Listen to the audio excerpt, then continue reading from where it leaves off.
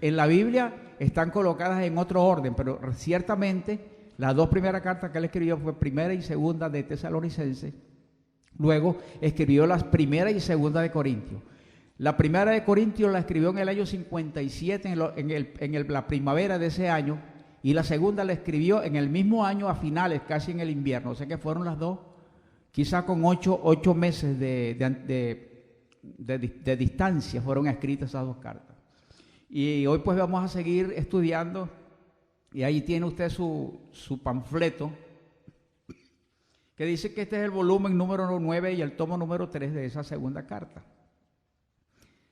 Ahí vamos a continuar en esta noche, y entendemos que esta segunda carta de Pablo, la primera, como vimos, era una carta de puros regaños, era una carta de fuete, como decimos en Venezuela. Pero ahora en esta segunda carta vemos al apóstol Pablo de otra forma. Lo vemos como una persona que está tratando de enmendar o tratando de hacer cosas mejores para esa iglesia. La alaba, y yo considero que esta es la carta del consuelo. Pablo empieza a consolar a los corintios, que 8 meses atrás les había escrito la primera carta, que fue muy fuerte, como lo vimos. Pero aquí él comienza a consolar a la iglesia. Vamos a retomar el estudio del hermano Eladio, dejó eso, y fue en el capítulo 4 y verso 14, que vamos a tomar desde allí el estudio. Segunda de Corintios 4, versículo 14.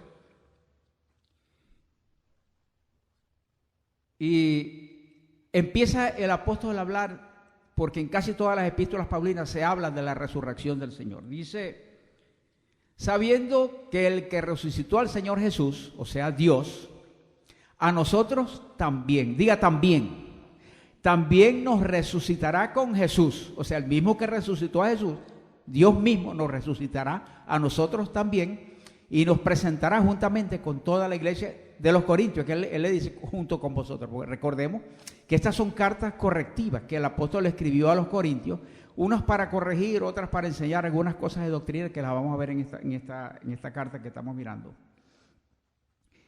4:16 dice: por tanto no desmayamos, aunque nuestro hombre exterior se va desgastando. Oye, nosotros nos desgastamos cada día, ¿verdad? Se va desgastando el hombre exterior. Y entre más tiempo, le decía yo al hermano Orlando, que entre más años cumplimos, menos vivimos. Entonces nos dice que cumplimos muchos años más, ¿no? Es muchos años menos. Porque entre más cumplimos, más juventud acumulada tenemos. No permita que lo llamen viejo, esa palabra es como muy deprimente, ¿verdad? Es juventud acumulada o experiencia amontonada. Y entonces, pese a todo eso, el hombre interior se va renovando día en día, porque entre más cerca estemos del Señor, más viejos tenemos que ponernos, porque ya nos va a llegar el tiempo en que vamos a estar con el Señor, y esa es nuestra esperanza. ¿De cuánto es la esperanza esa?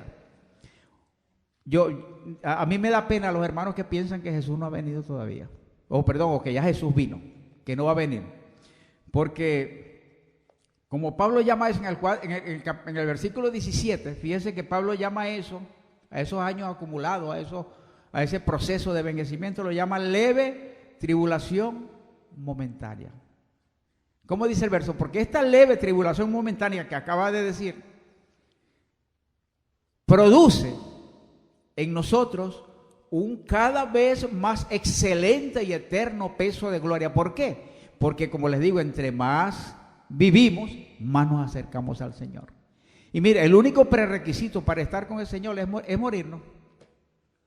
Y entonces hay gente que quiere ir al cielo, pero no se quiere morir. Eso no vale, eso no existe. ¿Usted quiere ir al cielo? Bueno, esté presente que algún día el Señor le va a decir, bueno, ¿quieres venir aquí? Ok, te voy a desnudar porque te tengo un vestido allá en el cielo. Entonces, el versículo 18 dice, ahí, mientras podamos ver las cosas temporales, no vamos a poder ver las cosas que son eternas. Nuestro hombre exterior opaca las cosas del espíritu, muchas veces. porque es que tenemos un cuerpo viciado. Y a veces hay cosas del espíritu que quieren asomarse a nosotros y nosotros las rechazamos. No, yo no creo, yo no puedo. Pero sí podemos, diga, yo sí puedo. Observemos el capítulo 5 y versículo 1, que aquí comenzamos ya el estudio de hoy. Dice, porque sabemos, que tiene que ver con eso mismo que viene Pablo hablando allí, porque sabemos, o sea, hay que saber esto que vamos a hablar, porque sabemos que si nuestra morada terrestre, este tabernáculo, se deshiciere, que se va a tener que deshacer, tenemos de Dios un edificio, una casa no hecha de manos, eterna en los cielos. Observe usted esos nombres, esas palabras que Pablo utiliza, que son morada, tabernáculo, edificio, habitación, casa, todo eso son lugares que tienen que ver con posición. Observemos que las expresiones revestido, más adelante vamos a verlo, dice, y por esto también gemimos deseando ser, versículo siguiente, la palabra revestido sugiere la idea de volverse a vestir. Ahora, ¿por qué es que Pablo habla de que tenemos que revestirnos? Alguien que me pueda decir por qué Pablo dice que tenemos que revestirnos. Porque antes estábamos vestidos de la habitación celestial que él está prometiendo acá. Y nos desnudaron y nos metieron en un cuerpo y llegamos al mundo desnudo. Pero ¿sabe qué? Desnudo tenemos que salir de aquí también. ¿Por qué? Porque tenemos que llegar desnudo allí, quitado este tabernáculo que tenemos, porque tenemos allá un cuerpo esperando por nosotros, que lo teníamos antes de venir a este lugar. Por eso es que dice que tenemos que ser revestidos, ser vestidos de nuevo. Eso es lo que tenemos que hacer, eso es lo que va a pasar. Como espíritu, nosotros teníamos una vestimenta glorificada. Allí es la palabra revestir, revestido, que sugiere la idea de vestirnos de nuevo. Y en los closets del cielo, figuradamente, cuando lleguemos, usted va a tener su nombre allí escrito. Este es el mío. Y se va a poner su cuerpecito glorificado. ¿Cuántos anhelan ese momento? ¿Cuántos creen que eso es verdad? ¿Cuántos creen que eso va a suceder? Y dice ahí que nosotros, que dice que gemimos esperando ese momento. Y después dice el versículo 3, dice, pues así seremos hallados vestidos y no desnudos. ¿Vestidos de qué? Vestidos de la vestidura celestial con la cual estábamos antes de venir a este lugar. No es que nosotros éramos espíritu, pero un espíritu es algo que no puede materializarse ni hacer nada. Pero un espíritu con una vestimenta como la que Jesús tenía cuando resucitó, sí se puede ver y puede hacer cosas, porque Jesús hasta comió pescado después de resucitado. Pero también atravesó una pared y se le apareció en medio a los discípulos. Mire todo lo que nosotros quizá vamos a hacer cuando tengamos un cuerpo glorificado, que no va a ser necesidad, nada nos va a impedir. Como espíritu nosotros teníamos esa vestimenta glorificada y nosotros vamos a poder gozar de esa bendición. Capítulo 5, versículo 5. El versículo 4 primero dice, porque asimismo los que estamos en este tabernáculo, en esta casa, en este edificio, gemimos con angustia, porque no quisiéramos ser desnudados, sino revestidos para que lo mortal sea absorbido por la vida. O sea, tenemos que morirnos para que la vida del Señor se manifieste en nosotros. Es verdad que a veces ni Pablo se quería morir. Una vez dijo, yo quisiera estar allá en el cielo, pero que es muchísimo mejor, pero por causa de usted yo mejor me quedo aquí. No, que nadie. ¿Por qué? Porque es que amamos, como no entendemos que lo que está allá es mejor que lo que está acá. Todavía no lo entendemos, porque nadie. ¿Quién se quiere morir? Levanta su mano que se quiera morir. Nadie. ¿Cuántos quieren ir al cielo? Todos. Pero, si no pasa por lo primero, no puede ver lo segundo. Entonces, mire, 5:5 dice, mas el que nos hizo para esto, ¿para qué?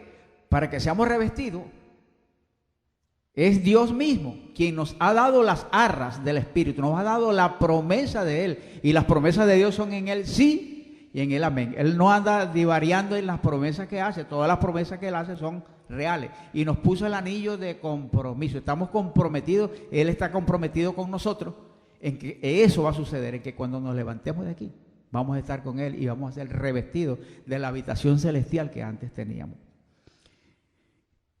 El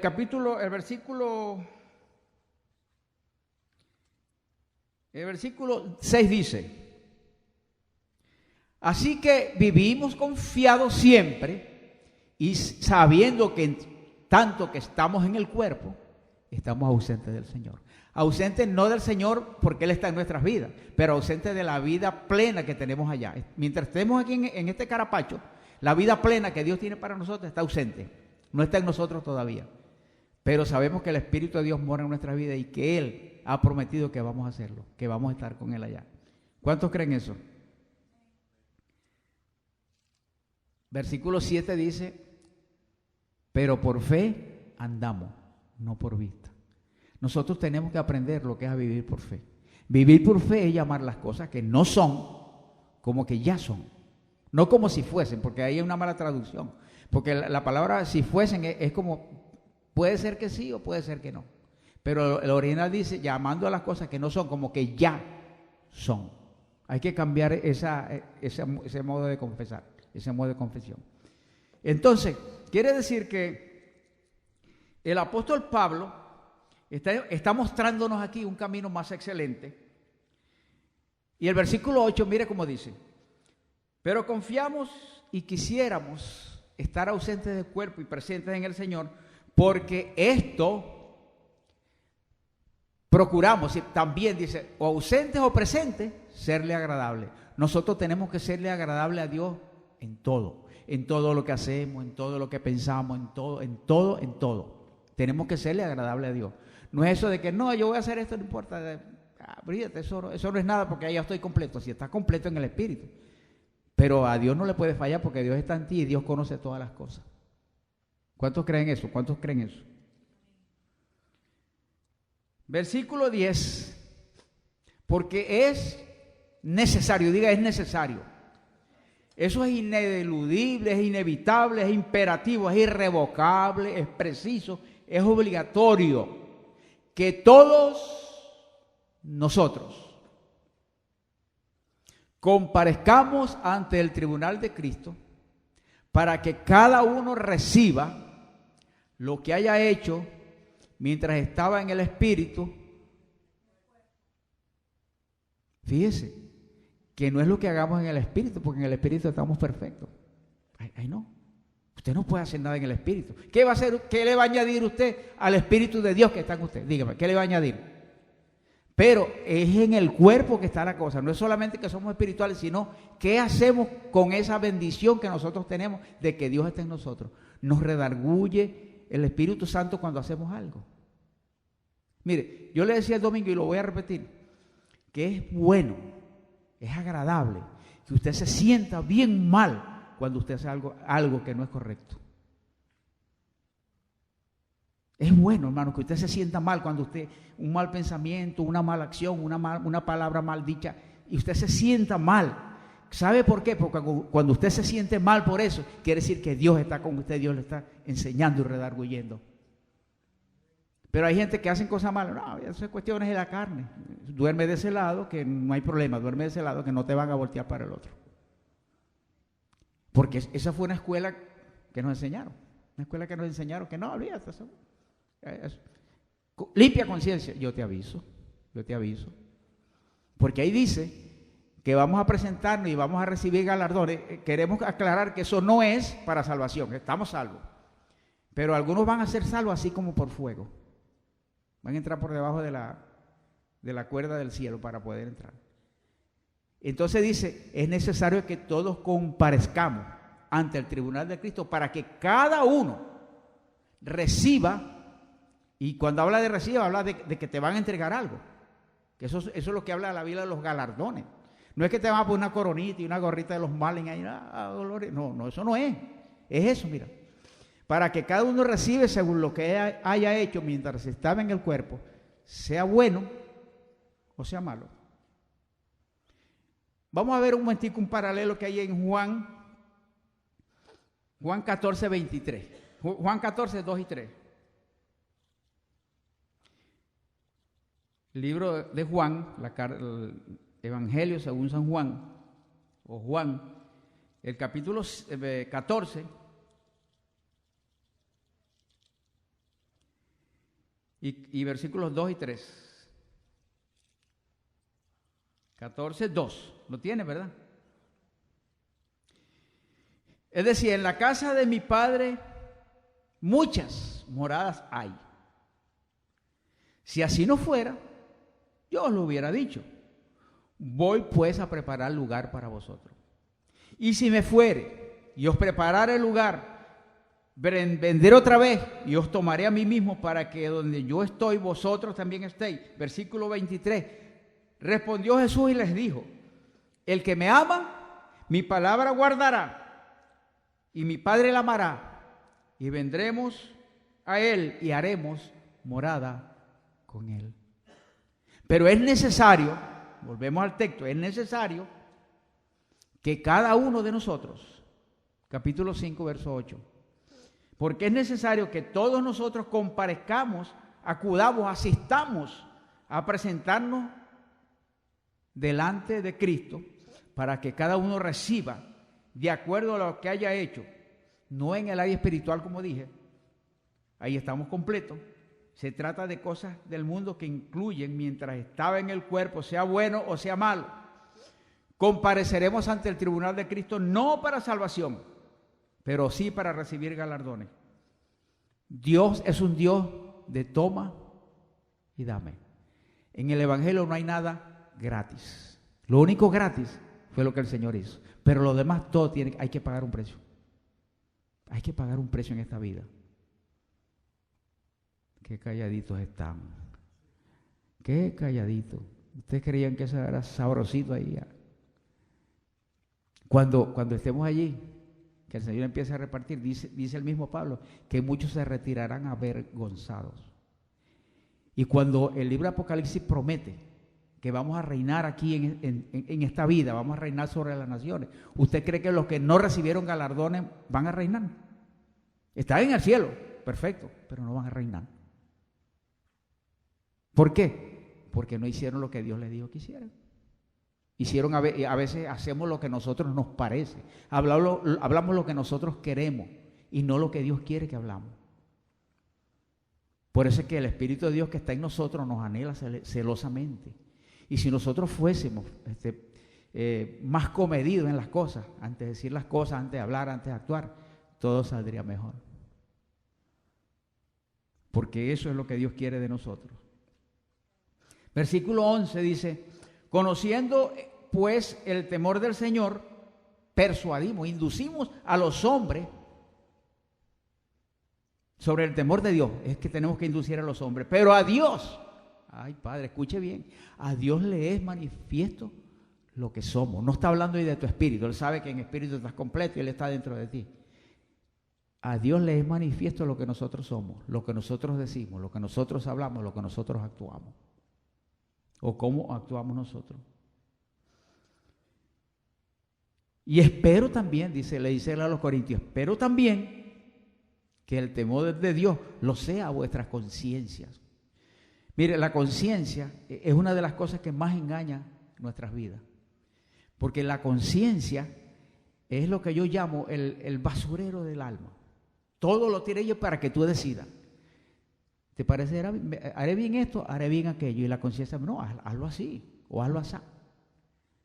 Y entonces por eso le dice, espero que su conciencia también esté alineada con lo que Dios dice. No es la limpia conciencia la que te va a salvar. Esa te engaña.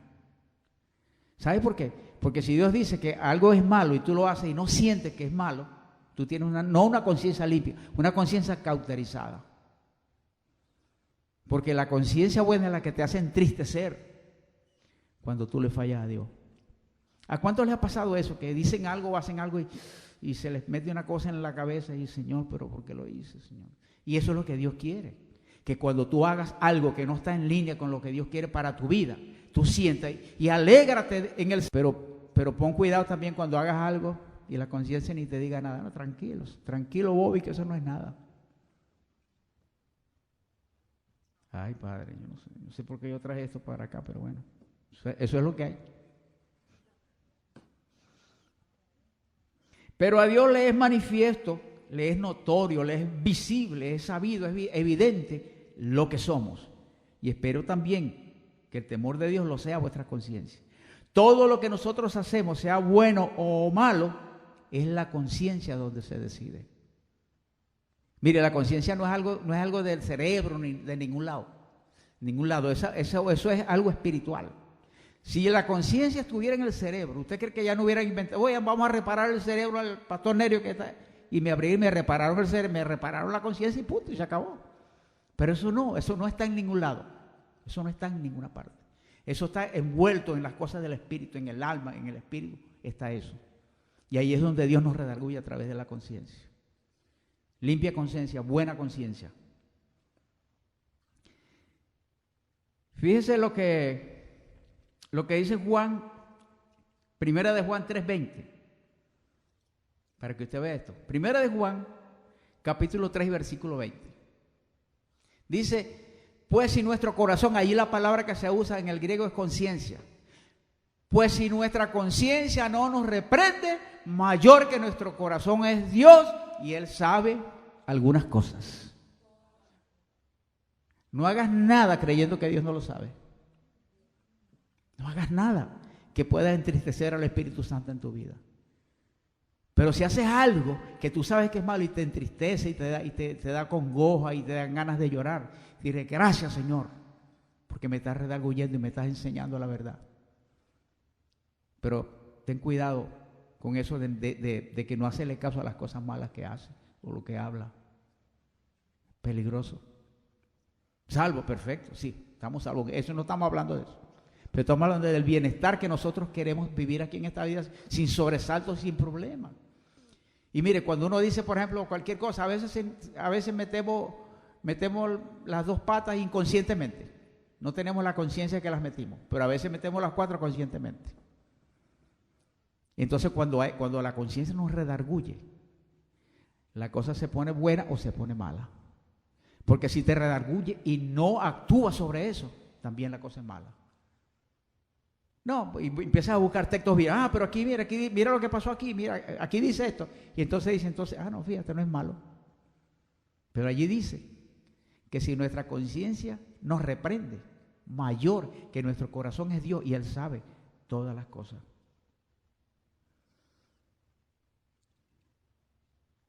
Como Dios conoce todas las cosas, no hay forma ni manera posible que nosotros podamos engañar a Dios. No podemos engañar a Dios. ¿Sabe por qué no podemos engañar a Dios? Porque Dios no está tan lejos como más allá de las estrellas. Dios está tan lejos como bajar la cabeza y mirarlo dentro de usted. O mirar un poquito hacia arriba y verlo en su mente aquí, en el corazón. Ahí está tan lejos como eso. Nuestra mente la conciencia está en nuestra mente. Y es dirigida por el alma. Pero eso en otro estudio lo vamos a aclarar mejor. Pero lo importante de todo es que nosotros entendemos que cuando Dios quiere hacer algo bueno con nosotros, Él nos los advierta. Nos advierte por cualquier manera. Yo no sé si a usted le ha pasado que a veces usted va manejando y de repente una vocecita que escucha, usted le dice, dobla por aquí. Y yo no sé si usted dobla o usted dobla por donde usted quiso. Esa es la voz de la conciencia, el Espíritu de Dios que está en ti dirigiéndote. Yo lo hago, cuando lo siento lo doblo, ni le pregunto por qué no me voy por allá, no importa que gaste más gasolina, lo que sea, yo lo hago. Porque no quiero sentir pues que estoy fallándole a Dios en esas cosas tan sencillas. Porque a veces queremos obedecer a Dios en las cosas grandes, oh Señor, pero y en las sencillas, Dios tiene cuidado de nosotros, en las cosas pequeñitas y en las grandes. Y como Él tiene cuidado de nosotros, nosotros tenemos que tener cuidado de escucharlo a Él. 2 Corintios 5, 12 al 15. Dice, nos recomendamos pues, aquí Pablo ya empieza un poco a pasarle la mano a los corintios, empieza a tratarlos mejor. Y dice, no nos recomendamos pues otra vez a vosotros, sino os damos ocasión de gloriaros por nosotros, para que tengáis con qué responder. ¿A quiénes? A los que se glorían en la apariencia. Usted no sabe la gente, la cantidad de gente y hermanos cristianos que se glorían en la apariencia. Yo sí sé. Yo soy chacho, yo soy tremendo, yo. Pero no se glorían en el corazón. Y así hay muchos ministros, mucha gente, habemos muchas personas que nos gloriamos en la apariencia. Quiere decir que en Corintios, en la iglesia de Corintios, acuérdense que tengo una carta correctiva. En esa iglesia había gente que tenían ese problema, que se gloriaban. Porque los corintios, como estudiaban, eran gente que eran muy estudiosos, eran buenos oradores, conocían de todas las ciencias, de todas las reglas que hubieran en aquella época en Grecia, y se le echaban de, ¿sabes? Y entonces Pablo le dice a los que se glorían en las apariencias. Habían entre los miembros de la iglesia seguramente gente que se gloriaba, pero estaba ajeno a la vida de Dios. Eso es lo más malo, estar ajeno a la vida de Dios. En el verso 13, de acuerdo al verso 13, la respuesta de Pablo, seguramente algunos decían que él estaba loco. Porque fíjese cómo él escribe. Él escribe a los corintios, pero si estamos locos, es para con Dios.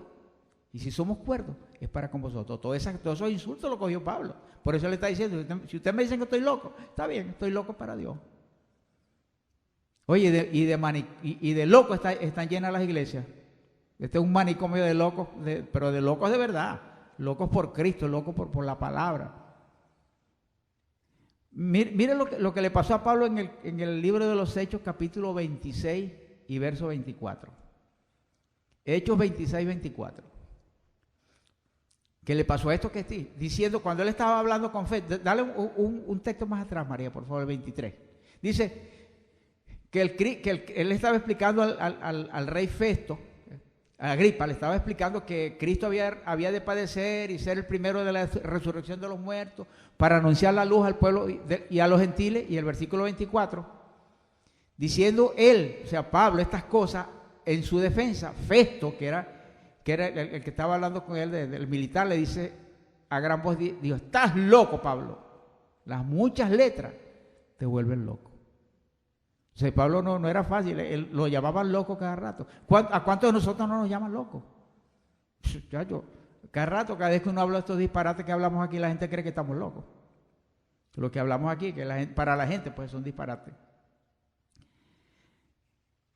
Dice el capítulo 5 y verso 16, dice, de manera que a nosotros, y aquí este verso vamos a quedar un ratito, porque de manera que de aquí en adelante a nadie, diga a nadie, conocemos según la carne, y aún si a Cristo conocimos ya según la carne, ya no le conocemos así. ¿Cuánto escucharon muchas veces ese verso con la interpretación que le daban? Que yo no te tengo que ver a ti en carne. ¿Y cómo te voy a ver en espíritu? Yo no puedo meterme delante de ti para verte en espíritu.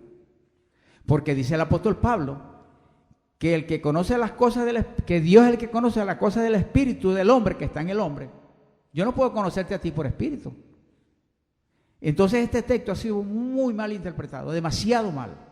Entonces quería decir que si yo veía a un hermano haciendo cosas muy malas, yo no lo conozco a él, lo conozco en el espíritu, no en la carne. Pero es que Pablo ahí no dice que, no da la contratesis de decir que no en la carne sino en el espíritu, no dice nada. A nadie conocemos según la carne, y si aún a Cristo conocimos según la carne, ya no lo conocemos así. Este texto lo que decía era, haz lo que tú quieras. Nadie te puede juzgar, ni nadie te puede acusar, porque son cosas de la carne, o son cosas de la conciencia limpia. Esta interpretación da unos resultados de que la conciencia de los creyentes se cauteriza. ¿Sabe por qué? Porque nos decían que no había pecado, que hiciéramos lo que hiciéramos, está bien, estamos salvos. Pero no estamos hablando aquí de la salvación eterna del alma, estamos hablando de las condiciones en las cuales nosotros deberíamos vivir aquí para no tener tantos problemas. Porque los problemas no son espirituales, nosotros no tenemos problemas espirituales. Diga, yo no tengo problemas espirituales, dígalo. Porque Cristo está en mí y está bregando conmigo adentro de mí.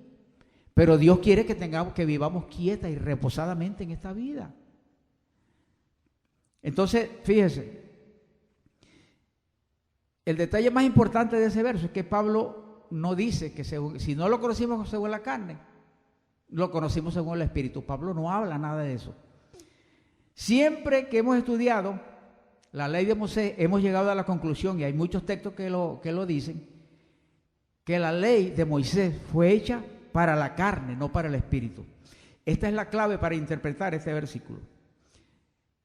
Segunda de Corintios 5 dice, para interpretar ese, observemos que si a Cristo conocimos según la carne, eso estaba correcto. Porque Cristo nació, vivió, desarrolló su ministerio y murió bajo la ley. Él estaba bajo el ministerio de la carne hasta que Él resucitó. ¿Sí o no?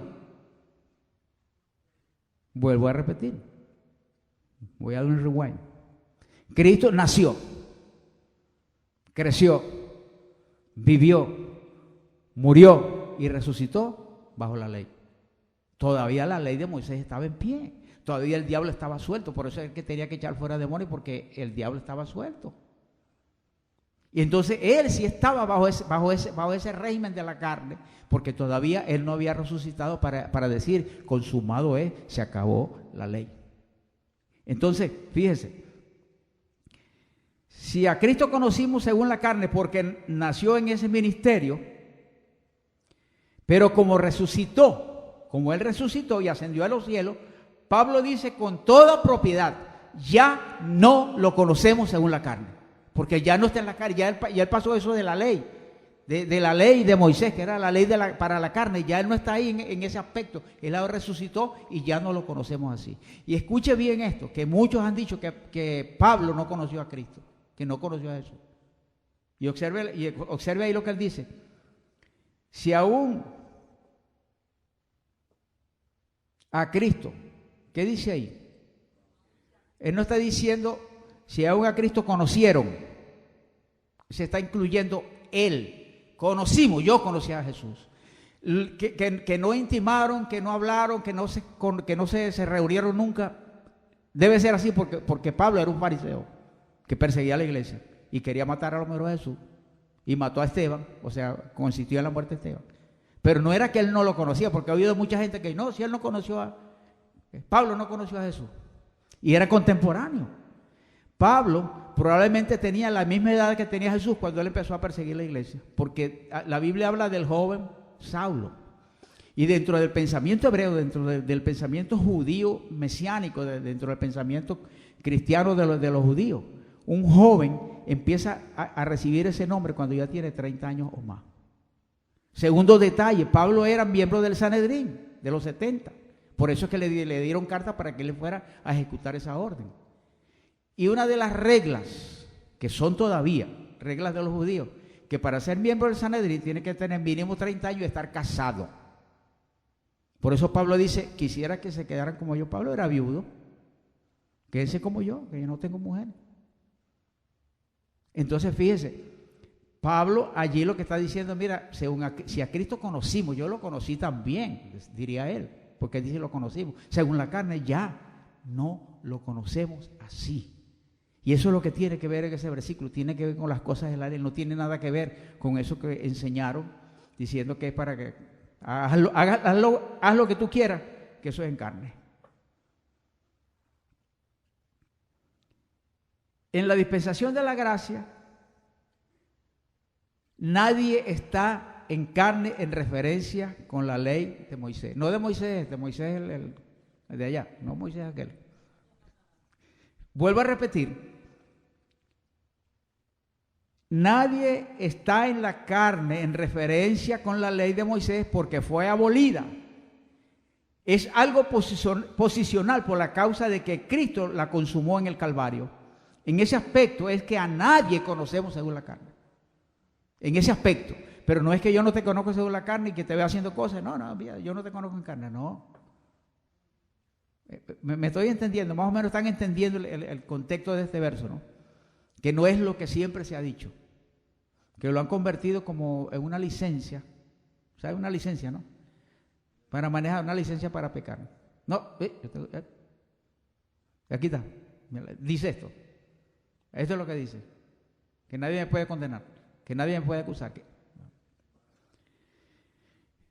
Fíjense, Romanos 7:4, hay un paralelo allí, en Romanos 7:4.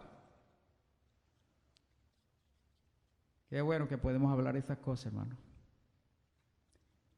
Romanos 7:4, mire cómo dice: así también vosotros, hermanos, habéis muerto a la ley, mediante el cuerpo de Cristo que resucitó, para que seáis de otro, no del otro, sino de otro, del que resucitó de los muertos, a fin de que llevemos fruto para Dios.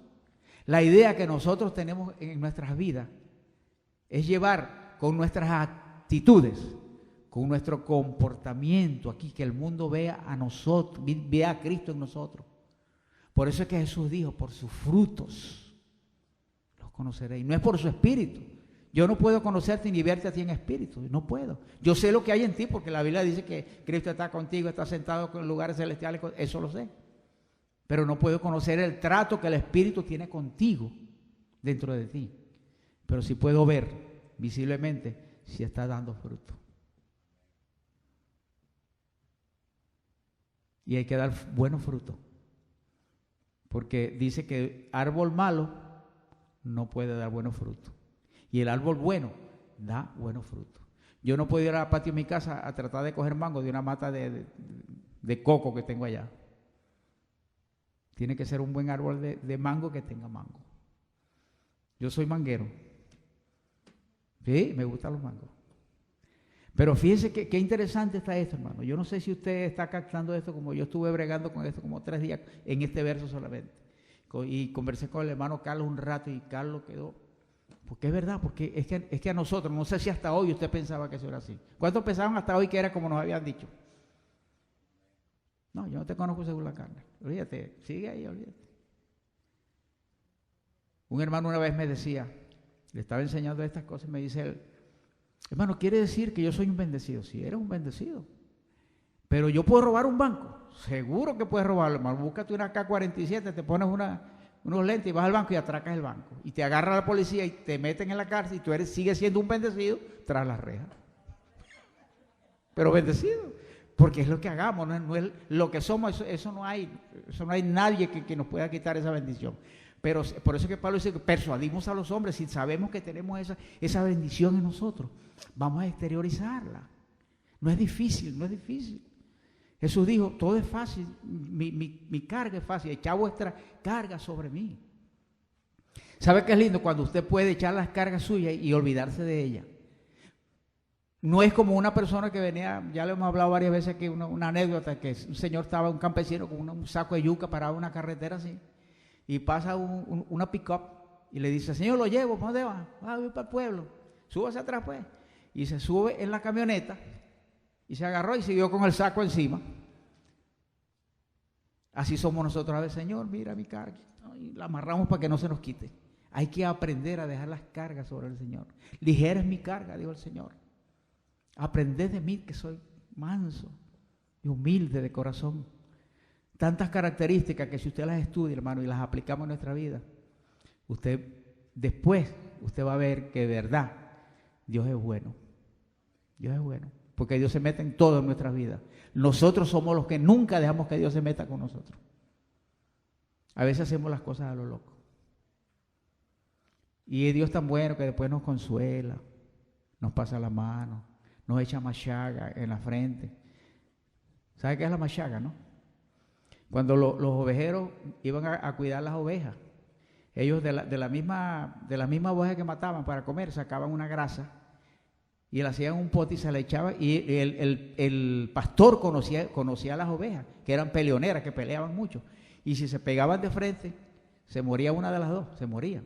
Y él tenía que ver a aquella y cogía y le echaba en la frente esa grasa para que si peleaban, como los boxeadores que le echan así. Entonces Dios siempre nos está untando más llaga a la frente para que no nos estrellemos. Y nosotros a veces no lo entendemos. Qué lindo.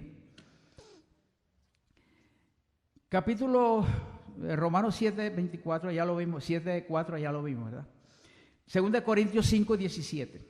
De modo que si alguno está en Cristo, ¿cuántos están en Cristo? Seguro, no por nosotros. Nosotros no estamos en Cristo por nuestros méritos, sino por los méritos de Él. No estamos en Cristo porque nosotros hicimos algo, estamos en Cristo por lo que Él hizo por nosotros. Y como estamos en Cristo, entonces somos nueva creación, es la versión original, no criatura, nueva creación.